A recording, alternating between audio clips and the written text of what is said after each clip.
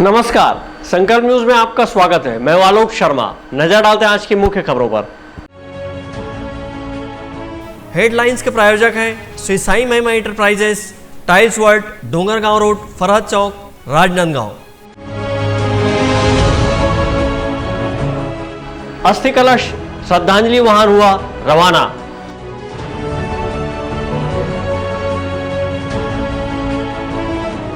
मोदी सरकार की उपलब्धियों को लेकर सांसद संतोष पांडे ने की प्रेस कॉन्फ्रेंस।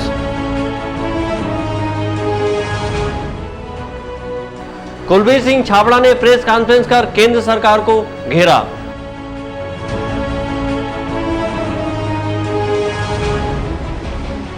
और पत्नी का हत्यारा हुआ गिरफ्तार। अब खबरें विस्तार से।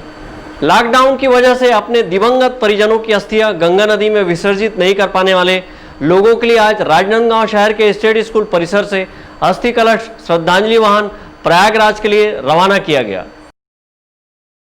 लॉकडाउन की वजह से अंतिम संस्कार कार्यक्रम में 20 लोगों की अनुमति के साथ दाह संस्कार तो संपन्न हो रहा है, लेकिन अस्थियां विसर्जन करने गंगा जी तक जाने के लिए अस्थियां कई महीनों से विसर्जन के इंतजार में रखी हुई थी।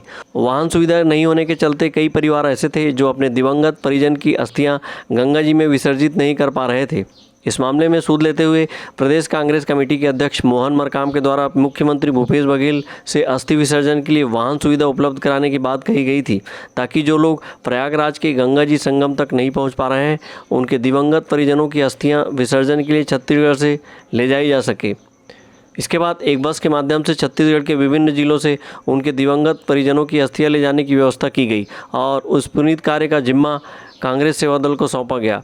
प्रदेश कांग्रेस सेवा दल के अध्यक्ष अरुण ताम्रकार, महापौर श्रीमती हेमा देशमुख, राजगामी संपदा न्यास के अध्यक्ष विवेक वासनिक, शहर कांग्रेस कमेटी के अध्यक्ष कुलबीर सिंह छाबड़ा, जिला कांग्रेस कमेटी के अध्यक्ष पदम कोठारी की अगवानी में आज राजनांदगांव शहर के स्टेट स्कूल मैदान में अस्थि कलश श्रद्धांजलि वाहन को रवाना किया गया। इस मौके पर कांग्रेस पदाधिकारियों ने कहा कि छत्तीसगढ़ के संवेदनशील मुख्यमंत्री भूपेश बघेल की मंशा अनुरूप पूरे विधि विधान के साथ दिवंगत लोगों की अस्थियों का विसर्जन प्रयागराज में त्रिवेणी संगम पर करने यह बस रवाना की जा रही है।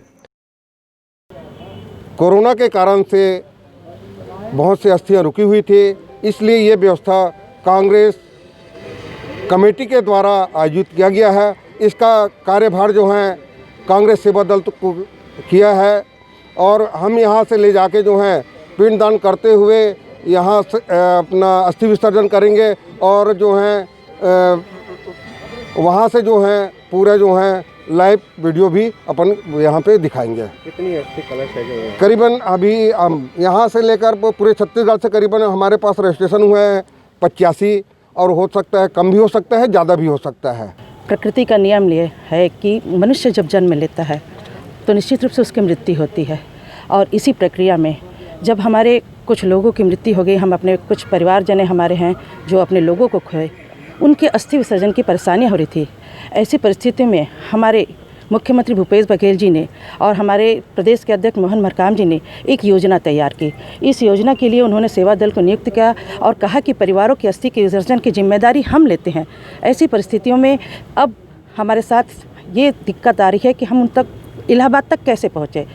तो इलाहाबाद तक पहुंचने के लिए हमारे सेवा दल ने एक बस तैयार किया और इसमें परिवार के लोगों को जोड़ा और इन अस्थियों को लेके पंडितों को लेके विधि विधान के साथ इलाहाबाद में विसर्जित किया जाएगा। इनकी अस्थियों को कल पहुँचेगी अस्थियाँ और उसके बाद इस पूजा की जो पूरी प्रक्रिया है, विसर्जन की जो पूरी प्रक्रिया है, वो फेसबुक लाइव के जरिए सभी को देखने को मिलेगा। यानी कि आस्था पे कहीं भी किसी भी प्रकार की कोई भी कमी नहीं रहेगी। हम विधि विधान से उनकी पूजा करेंगे और विधि विधान से उनकी अस्थि को विसर्जित करेंगे और इसके लिए मैं अपने मुख्यमंत्री भूपेश बघेल जी को, मोहन मरकाम जी को और हमारे सेवा दल के प्रदेश अध्यक्ष अरुण ताम्रकार जी को और उनकी पूरी टीम को मैं साधुवाद देना चाहती हूँ और उनको धन्यवाद ज्ञापित करना चाहती हूँ कि आपने ऐसे तकलीफ के समय भी हमारे लोगों के लिए सोचा, कुछ अच्छी सोच रखी। ये उनकी संवेदना का प्रमाण है कि वो अपने प्रदेश की जनता के हर काम में कितने संवेदनशील हैं। ये शायद अभी तक किसी स्टेट में इस तरह का मेरी जानकारी में तो नहीं है। इस तरह का पहली बार हो रहा है कोरोना के कारण। लोग अपने पूर्वजों की, अपने घर परिवार के लोगों की जो मृत हो गए हैं उनकी अस्थियों को लॉकडाउन के कारण इलाहाबाद नहीं ले जा सक रहे हैं, प्रयागराज नहीं ले जा सके। तो ये हमारे संवेदनशील मुख्यमंत्री जी ने इस ओर ध्यान दिया और ये बहुत एक अच्छा काम है, लोगों की भावनाओं से जुड़ा काम है। मैं मुख्यमंत्री जी का आभार करता हूँ। अस्थि विसर्जन के लिए चूँकि अभी महामारियाँ फैली हुई है पूरे देश में, बहुत स्थिति खराब है और कोई एक दूसरे जगह जा नहीं पा रहा है, इसलिए चूँकि नियमतः धार्मिक परंपराएं और धार्मिक आस्थाओं के अनुसार अस्थियों का विसर्जन जहाँ जहाँ पर होना चाहिए, जो परिवारजन चाहते हैं, उस हिसाब से हमारे कांग्रेस के यशस्वी मुख्यमंत्री जी के निर्णय के अनुसार उन्होंने निर्णय लिया हुआ है कि यहाँ पर जितने भी लोग अपने अस्थि विसर्जन करना चाहते हैं तो उनके लिए अलग से गाड़ियाँ उपलब्ध कराई गई है, अलग से कांग्रेस की सरकार द्वारा व्यवस्था की गई है और उन अस्थियों को ससम्मान विधि विधान पूर्वक विसर्जन के लिए पूरा सम्मान दिया जा रहा है। उसी के तहत आज ये यहाँ से 3 लोगों के अस्थि विसर्जन हेतु यहाँ पर से अस्थियाँ दी गई हैं। उनके परिवार के सदस्य यदि जाना चाहे तो उसकी एक सदस्य की व्यवस्था के हेतु भी वो व्यवस्था की गई है।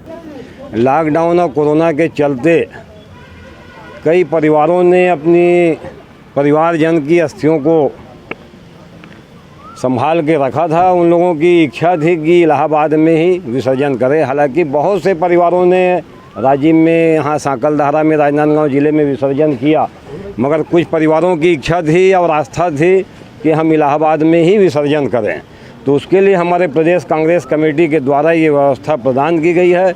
जिन लोगों ने अस्थि को संभाल कर रखा है उन की अस्थियों को इलाहाबाद गंगा जी में विसर्जन किया जाएगा कांग्रेस पार्टी के द्वारा।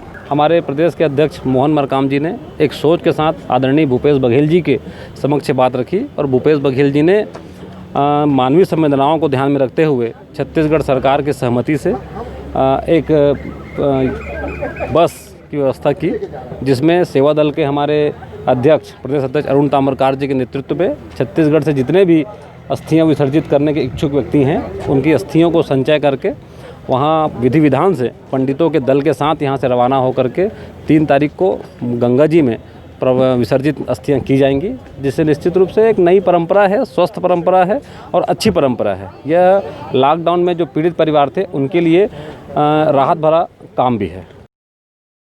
राजनांदगांव से अस्थि कलश श्रद्धांजलि वाहन रवाना होकर दुर्ग, रायपुर, बिलासपुर होते हुए प्रयागराज पहुंचेगी, जहां पूरे विधि विधान के साथ इन अस्थि कलश का विसर्जन किया जाएगा। वहीं कोविड-19 के नियमों का पालन करते हुए संपन्न की जा रही इस यात्रा में परिजनों के न आने की वजह से उन्हें फेसबुक के माध्यम से अस्थि विसर्जन संस्कार का लाइव वीडियो दिखाया जाएगा। राजनांदगांव से रवाना की गई अस्थि कलश श्रद्धांजलि वाहन में स्थानीय पंडितों के साथ सेवा दल के कार्यकर्ता भी प्रयागराज के लिए कूच किए हैं। इस मौके पर अस्थियां लेकर पहुंचे परिजनों ने कहा कि लॉकडाउन की वजह से वे गंगा जी तक नहीं पहुंच पा रहे थे। ऐसे में इस पुनीत कार्य के लिए वे इस कार्य से जुड़े सभी लोगों का आभार व्यक्त कर रहे हैं। हमारे यशस्वी मुख्यमंत्री जी के द्वारा जो ये कार्यक्रम हो रहा है, बहुत ही इससे हम लोग प्रसन्न हैं और बहुत ही नेक काम कर रहे हैं, बहुत अच्छा काम कर रहे हैं, जो कि अस्थि विसर्जन के लिए ये व्यवस्था बनाए। हम सब उनके हमेशा आभारी बने रहेंगे। अभी यहाँ से कितने कलाकार? यहाँ से 3-4 लोग जा रहे हैं। अभी लॉकडाउन में कितने परेशानी? लॉकडाउन की वजह से अस्थियाँ ले जाने में बड़ी दिक्कत हो जा रही थी। बहुत दिन से हम भी रखे थे, हमारे भाई साहब की अस्थि थी, तो बहुत ही नेक काम इन्होंने किया है और उसके आभारी हम लोग हमेशा रहेंगे। जी, लॉकडाउन के कारण अस्थि का विसर्जन नहीं कर पाए थे। आज कांग्रेस ने मौका दिया है, उसका जाके प्रयागराज में अस्थि विसर्जन करेंगे। इलाहाबाद जा रहे हैं अस्थि विसर्जन के लिए। जीजा जी का वो अस्थि ले जा रहे हैं, ये मेरा भांचा है।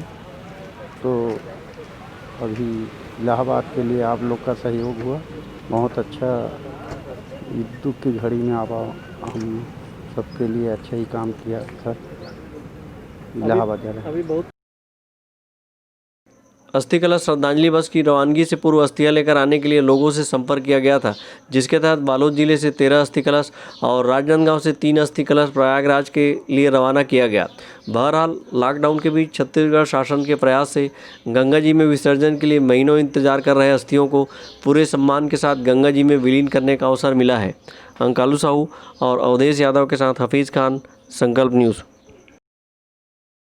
राजनांदगांव लोकसभा सांसद संतोष पांडे ने केंद्र की मोदी सरकार के दूसरे चरण में 1 वर्ष पूरे होने पर उनके उपलब्धियों को गिनाया। उन्होंने कहा कि केंद्र की मोदी सरकार ने कोरोना संक्रमण काल में बेहतर कदम उठाए हैं। इसी का प्रतिफल है कि संक्रमित मरीजों के इलाज को ठीक करने में विश्व में भारत का ग्राफ ऊपर है।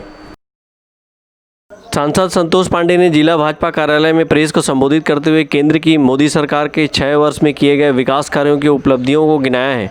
उन्होंने कोरोना संक्रमण काल में देश हित में उपयोगी कदम उठाए हैं। इसी का प्रतिफल है कि जहां संक्रमित मरीजों की संख्या में कमी आई है, वहीं इसके इलाज में स्वस्थ होने वाले लोगों की संख्या विश्व के अन्य देशों की अपेक्षा भारत का ग्राफ ऊँचा उठा है। इस मौके पर सांसद संतोष पांडे ने कहा कि मोदी सरकार ने जनहित के लिए कई कानून लाए हैं। इसी तरह एक देश एक टैक्स के लिए जीएसटी लागू की है, जिससे व्यापारियों को राहत मिली है। वहीं व्यापार व्यवसाय में बढ़ोतरी हो रही है। उन्होंने कश्मीर में धारा 370 हटाकर देश के लिए अनुकरणीय कार्य किया है।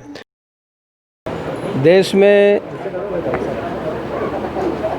मोदी 2 के 1 वर्ष पूर्ण होने पर मैं ये कह सकता हूँ कि जो काम हुए हैं वो स्वतंत्रता के बाद से जिसकी प्रतीक्षा की जा रही थी, कश्मीर में धारा 370 का समापन हो।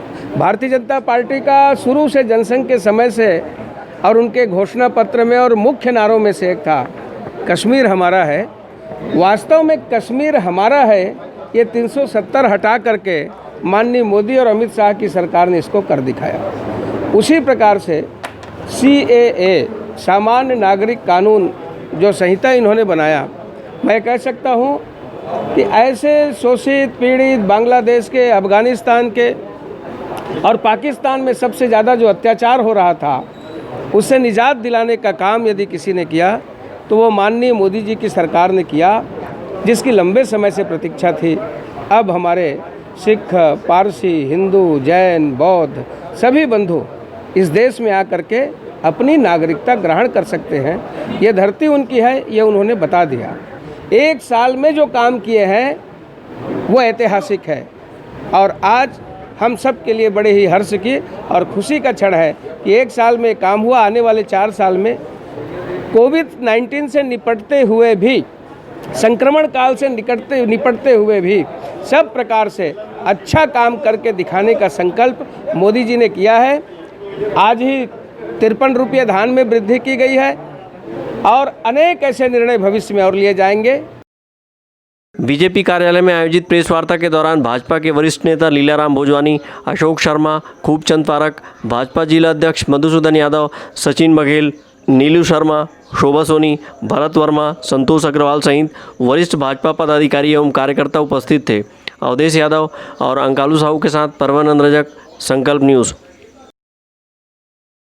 शहर कांग्रेस कमेटी के अध्यक्ष कुलबीर सिंह छाबड़ा ने एक प्रेस कॉन्फ्रेंस कर केंद्र की मोदी सरकार को कई मुद्दे पर घेरा। शहर कांग्रेस कमेटी के अध्यक्ष कुलबीर सिंह छाबड़ा ने आज एक प्रेस कॉन्फ्रेंस आयोजित कर केंद्र की मोदी सरकार को विफल बताते हुए देश में आर्थिक गिरावट का मुद्दा उठाया। वहीं उन्होंने कहा कि देश में लोग बेरोजगार होते जा रहे हैं। नोटबंदी, लॉकडाउन को विफल कहा है। वहीं केंद्र सरकार ने मजदूरों के लिए कोई व्यवस्था नहीं की है।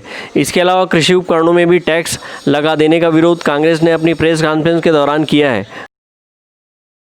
6 सालों में जो भारत देश की स्थिति हुई है, जहां भारत देश जितना आर्थिक रूप से गिरावट हुई है या लोगों के यहाँ पे रोज़गार में कमी आई, लोग बेरोज़गार हो गए, जो चाहे वो 2 करोड़ लोगों को नौकरी देने के मामले में हो, चाहे उन GST के मामले हो, चाहे नोटबंदी के मामले हो, चाहे लॉकडाउन के मामले में हो।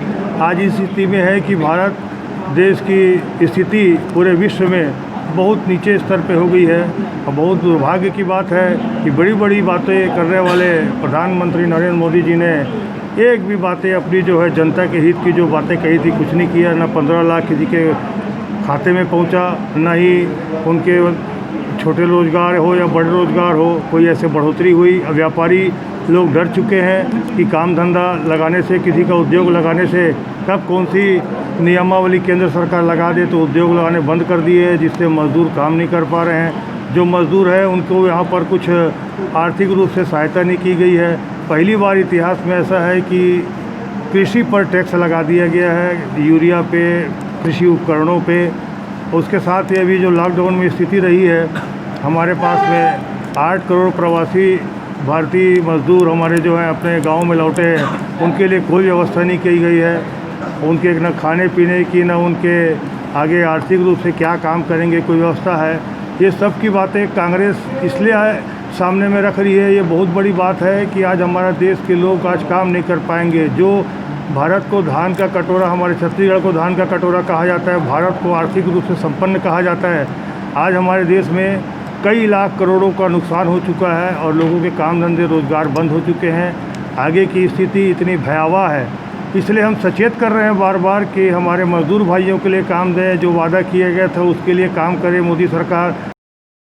शहर कांग्रेस कमेटी के द्वारा आयोजित प्रेस कॉन्फ्रेंस में कहा गया है कि भारत के इतिहास में पहली बार मोदी सरकार ने कृषि पर टैक्स लगाया है। वहीं खाद पर 5%, कीटनाशक पर 18%, ट्रैक्टर और सभी कृषि उपकरणों पर 12%, ट्रैक्टर, टायर एवं अन्य पार्ट्स पर 18% जीएसटी लगा दिया है। वहीं कहा कि पेट्रोल डीजल के दामों में बेतहाशा 800% वृद्धि कर डीजल पर एक्साइज शुल्क 3.56 रुपये प्रति लीटर से बढ़ाकर 31.84 रुपये प्रति लीटर कर दिया है, जो किसानों और आम जनता के साथ धोखा है। अंकलू साहू और अवधेश यादव के साथ हफीज़ खान, संकल्प न्यूज़। अब वक्त है ब्रेक का। ब्रेक के बाद आप देखेंगे हत्यारा हुआ गिरफ्तार।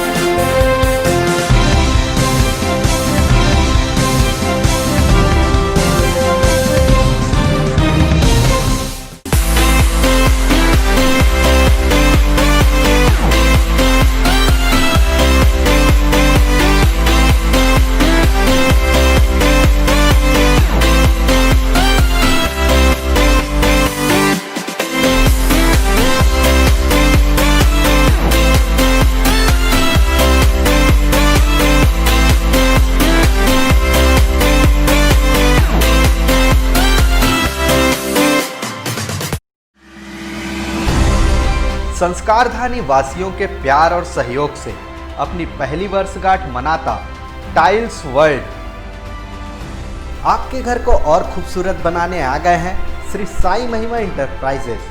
Tiles world, it feels like home.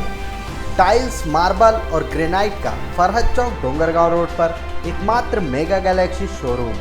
वारमोरा, Kajaria, Bajaj tiles जैसे नामी कंपनियों के अधिकृत विक्रेता। हमारे यहाँ टाइल्स, मार्बल, इटालियन टेस्ट की ग्रेनाइट एवं सैनिटरी वेयर्स का सबसे नया कलेक्शन उपलब्ध है। साथ ही पाइप फिटिंग व नल फिटिंग की सुविधा भी है। किसी दूसरी दुकान जाने से पहले हमारी क्वालिटी और दाम अवश्य देखें। श्री साई महिमा इंटरप्राइजेस, शहर से 1 किलोमीटर दूर, फटाका mall, Farhad Chowk, Dongargaon road, Rajnandgaon.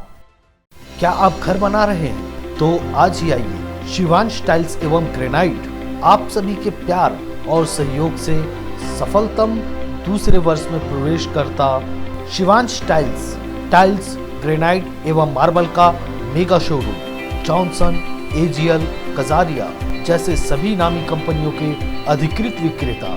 Tiles, marble एवं सैनिटरी वेयर्स की विशाल रेंज सबसे कम कीमत पर। हमारे यहाँ नल फिटिंग और पाइप फिटिंग की सुविधा उपलब्ध है। तो आज ही आइए शिवांश टाइल्स एवं ग्रेनाइट में। शहर से मात्र 2 किलोमीटर दूर, नवागांव, बाबू टोला, पटाखा दुकान के बाजू, डोंगरगढ़ रोड, राजनांदगांव।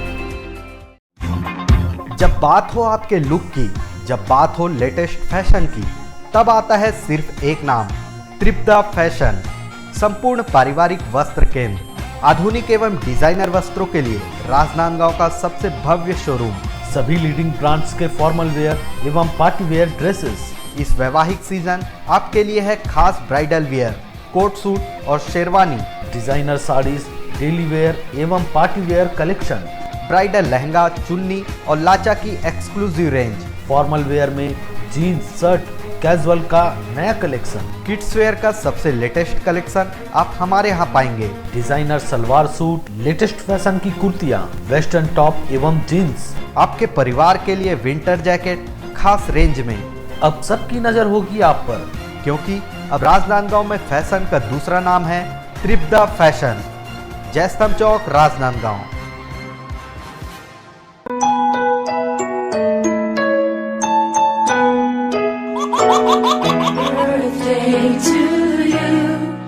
आप अपने बच्चे के जन्मदिन को बनाइए खास संकल्प केबल नेटवर्क के साथ। सिर्फ 500 रुपये में 30 सेकंड का विज्ञापन हर 3 गाने के बाद और आपको मिलेगा 1 पाउंड का केक फ्री। आप अपने बच्चे की तस्वीर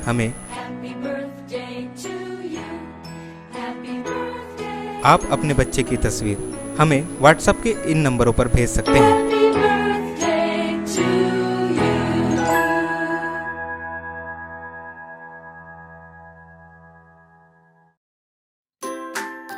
अपने व्यापार को दीजिए नया आयाम।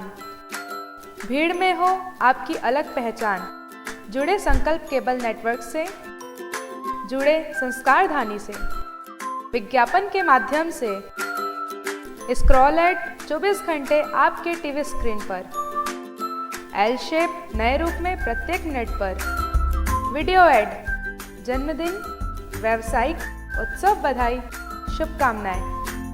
हमारे विशेष कार्यक्रमों के लिए प्रायोजक आमंत्रित है। संपर्क करें संकल्प केबल नेटवर्क, गांधीनगर, राजनांदगांव।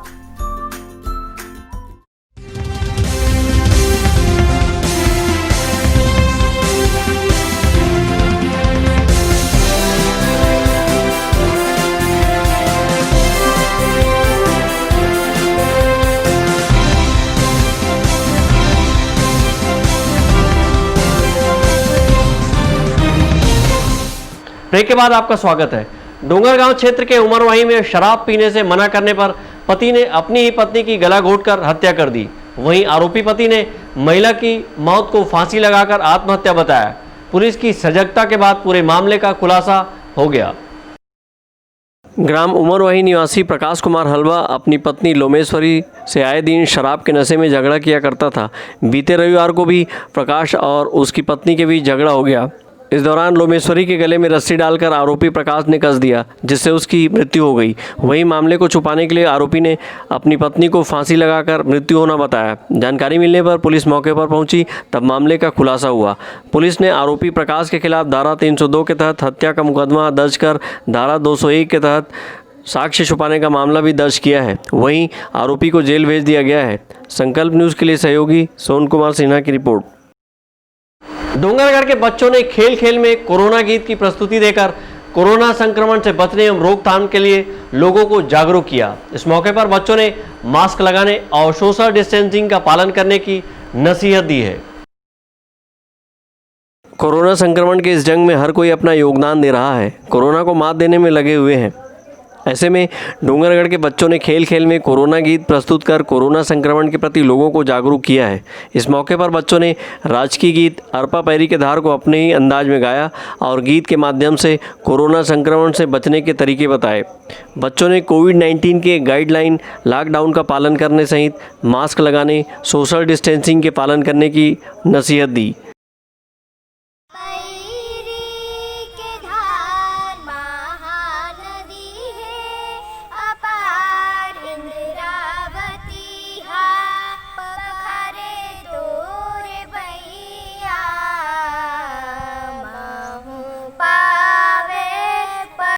बाहर जाओगे, बाहर से कोरोना को घर लाओगे।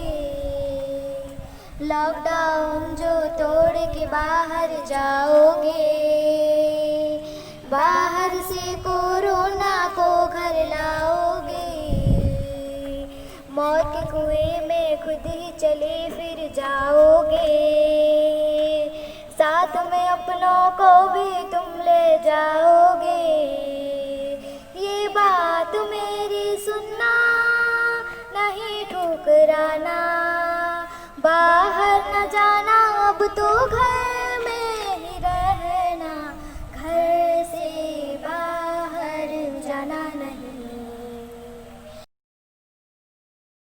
लॉकडाउन 5 को केंद्र सरकार ने अनलॉक 1 की संज्ञा दी है और अनलॉक के परिपालन में अर्थव्यवस्था को पटरी पर लाने के लिए कई आवश्यक दुकानें सुबह 7 बजे से शाम 7 बजे तक ढील दी गई है। घोषणा के बाद दिव्य किरण सिन्हा, राशि सिन्हा, वाणी सिन्हा अपने सहेलियों के साथ छोटे छोटे बच्चों के साथ मिलकर एक गार्डन में खेल खेल में गीत प्रस्तुत किए हैं और कोरोना संक्रमण के बचाव के गुर बताए हैं। साथ ही लोगों से साफ सफाई और मास्क लगाने की अपील की है। से एक निवेदन करना चाहती हूँ कि हमारे देश के प्रधानमंत्री श्री नरेंद्र मोदी व छत्तीसगढ़ के मुख्यमंत्री भूपेश बघेल जी ने आज 5वां लॉकडाउन है और मैं ये चाहती हूँ कि 5वां लॉकडाउन में सब अपना अच्छे से ख्याल रखें और मास्क का बिल्कुल प्रयोग करें और घर से ना निकलें। बच्चों ने चेहरे पर मास्क लगाकर और सामाजिक दूरी बनाकर खेल खेल में टूटी फूटी भाषा में कोरोना जागरूकता गीत संगीत प्रस्तुत किया है और कोरोना संक्रमण के प्रति जागरूकता का संदेश दिया है। संकल्प न्यूज़ के लिए सहयोगी सोन कुमार सिन्हा की रिपोर्ट। आज की खबरों में बस इतना ही। हमें दीजिए इजाज़त। नमस्कार।